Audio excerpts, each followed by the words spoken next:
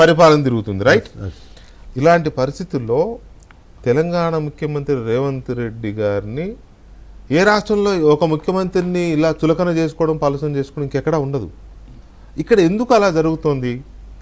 ఒకటి నేను మీరు కూడా విధానాలని విమర్శిస్తారు. సరే, మీ పార్టీ నుంచి ఆయన మీద వ్యక్తిగతమైన దాడి జరిగింది, అప్పుడప్పుడు జరుగుతోంది, ఇప్పటికి కూడా. ఓకే, సరే, మీ పార్టీ జరుగుతుందంటే శత్రుత్వం అనుకోవచ్చు, జరగకూడదు, ఓకే, సరే, వాళ్ళే చేసుకుంటున్నారు. ఇప్పుడు ఒకటి, ముఖ్యమంత్రిగా వారు ఆ స్థానాన్ని గౌరవించే స్థాయిలో ఆ ఇంప్రెషన్ క్రియేట్ చేసుకోవాలి. He has to live up to the expectations ఆయన వైపు నుంచి కూడా కొంత ఉండాలి. Society, of the government, of the officers, bureaucracy, of the down line. మీరు ఇంతకుముందు అన్నారు యథా రాజా తథా ప్రజ. మీ ఆహార్యం, వ్యవహారం. ఆహార్యం అంటే ఏంటి? Right from your dressing you are looked up to.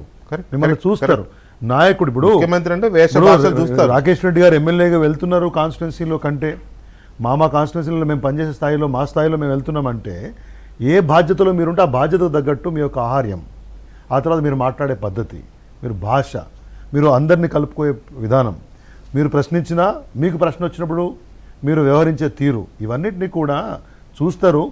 చాలా రోజుల నుంచి ఇప్పుడు మనం రాజశేఖర రెడ్డి గారి గురించి మాట్లాడుకున్నాం, కొన్నిసార్లు చంద్రబాబు గారి గురించి మాట్లాడుకో. ఆయన ఏ దేశం పోయినా ఒకటే డ్రెస్ ఉంటాడు.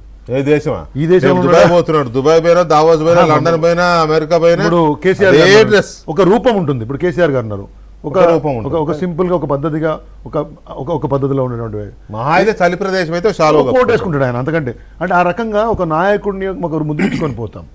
I don't know, somehow Revanth Reddy గారు ఆ రేంజ్ ఇంప్రెషన్ ఇస్తున్నారా ముఖ్యమంత్రిగా అంటే ఇట్స్ ఎ బిగ్ డిబేట్. ఎందుకంటే వ్యక్తిగా అనాలని నాకేం లేదు, క్వశ్చనబుల్. అంటే మీరు నేను చెప్తున్నా కదా, మీ ఆహార్యం వ్యవహారం అన్నప్పుడు the way you conduct your self, మీరు ఎట్లయితే మీరు ప్రవర్తిస్తారు, చూపిస్తారు, ఆ ఇంప్రింట్ ప్రజలు ఇవ్వాలనుకుంటున్నారో అట్లా ఉందా లేదా వారు ప్రశ్నించుకోవాలి. మీరు కూర్చునే తీరు నుంచి మొదలుపెట్టి, ఇప్పుడు సపోజ్ ఒక బ్యూరోక్రసీ, ఒక మీటింగ్ ఉందనుకోండి, sir today it's police flag day, police flag day ఒక మీటింగ్ ఉందని, ఒక గ్రూప్ ఫోటోలో మీరు కూర్చునే విధానము, ఒక ముఖ్యమంత్రి మంత్రివర్గంలో ఒక ప్రధానమంత్రి గారు, రకరకాల బాడీ లాంగ్వేజ్ని చూస్తూ ఉంటారు ప్రజలు అన్ని రకాలుగా. So how you conduct yourself is a big thing. తర్వాత గవర్నెన్స్లో సాటి మంత్రులు, బ్యూరోక్రసీ, నిర్ణయాల పట్ల మీకున్నటువంటి చిత్తశుద్ధి, నిజంగా మీరు అమలు చేయడం కోసం మాడుతున్నారా, మభ్యపెట్టడం కోసం మాడుతున్నారా, పూటగొట్టడం కోసం మాడుతున్నారా, ప్రతిదీ పాలనా యంత్రాంగం దగ్గర నుంచి ప్రజల వరకు చూస్తూ ఉంటారు. So it's 70% you, 30% the others. కాబట్టి ఇవన్నీ నేనేంటంటే ఏదో గొప్పగా చెప్పాలని చెప్పట్లేదు, నాకు అవకాశం ఇచ్చారు కాబట్టి మీరు డిబేట్లో పార్టిసిపేట్ చేస్తున్నాం కాబట్టి రాష్ట్ర ముఖ్యమంత్రిగా ఉన్నటువంటి వ్యవహారానికి సంబంధించి, ఎందుకంటే వాళ్ళ మంత్రులే చాలా తేలిగ్గా మాట్లాడుకోవడం అనేది ఎక్కడ మనం చూడం. ప్రత్యేకించి మంత్రులు కూడా, ఐ మీన్ హౌ కెన్ కొండా ముసూరి గారు మాట్లాడిన మాటలకి మా వర్కింగ్ ప్రెసిడెంట్ గారు కోర్టుకు వెళ్ళాల్సి వచ్చింది, ఆ కుటుంబం, సినీ పరిశ్రమ కుటుంబం కోర్టుకు వెళ్ళాల్సి వచ్చింది. వారు కోర్టుకు పోతున్నారు. Is it not a matter of shame అండి? Are you not ashamed of going to court for such as frivolous thing? ప్రజల కోసం మీరు వెళ్ళట్లేదు కదా, మీరేదో నోటి సంభాలించుకోలేక మాట్లాడినటువంటి యొక్క పనికిమాలిన మాటల కోసం మీరు సంజాయించుకోవాల్సిన పరిస్థితి ఏర్పడుతుంది కదా. సాటి మంత్రుల మీద గౌరవం లేకపోతే ప్రజలు ఏమనుకుంటారు? మీ వ్యవహార శైలి ఇదే అని చెప్పేసి తీర్మానించుకుంటారు కదా. ఒకసారి మీరు రాజకీయ నాయకత్వంలో, ప్రజా జీవితంలోకి వచ్చిన తర్వాత ఎవ్రీథింగ్ ఈజ్ కౌంటెడ్. దాన్ని బట్టే మన స్థానాన్ని ప్రజలు ఆటోమేటిక్గా నిర్ణయిస్తారు, పదవులు వచ్చినా పదవులు పోయినా. కొన్నిసార్లు ముఖ్యమంత్రి గారు జీవిత లక్ష్యం సాధించినటువంటి ఫీలింగ్ చూపిస్తూనే అనిపిస్తుంది ఒక్కోసారి, kind of attainment.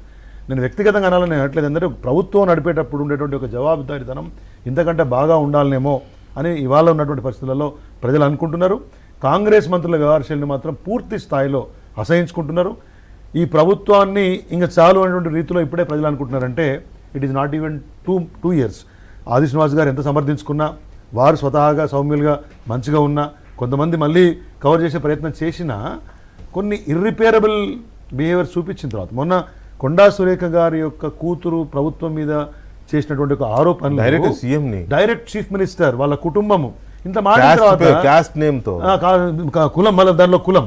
Once you are a minister, you are elected by MLA, elected by the public, all communities, minister by the constitution.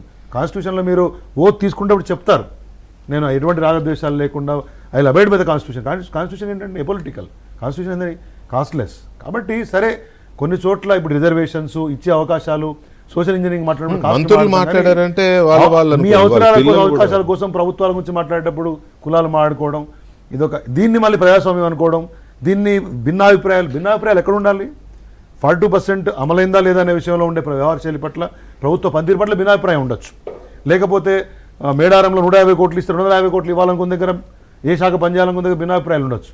కానీ వాటి పట్ల మంత్రుల యొక్క స్థాయి దిగజారి రోడ్డు మీద పంచాయతీల దాకా వచ్చిందంటే ప్రభుత్వం మొత్తంగా ఉండే పరిస్థితి మాత్రం చాలా అధ్వానంగా కనబడుతుంది. రైట్. రాకేష్ గారు, మీరు ఒక బీజేపీ ఎమ్మెల్యే అయినా కూడా ఒక ఎమ్మెల్యేగా పొలిటీషియన్గా చూస్తూ ఉంటారు కదా.